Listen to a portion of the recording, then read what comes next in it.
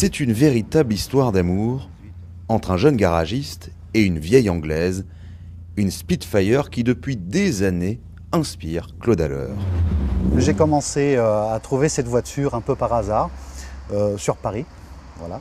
Et j'ai commencé mon aventure dès mon plus jeune âge à réparer les voitures anciennes en complément des voitures récentes. Dans ce garage, ce sont les anciennes qui prennent le plus de place. Mais si cette 203 semble sortir de l'usine, il est parfois difficile de trouver les pièces d'origine, comme sur cette MG 1100 qui n'est plus commercialisée depuis 1968. Trouver les pièces, il faut un réseau. Donc il faut quand même des partenaires, que ce soit en Angleterre ou en France, pour trouver les pièces nécessaires. Il faut aussi les connaissances sur certains systèmes anciens. Car sur la Nationale 7, les voitures anciennes sont encore nombreuses. Et comme à la grande époque, il est difficile de descendre de Paris à Menton sans rencontrer de problème mécanique.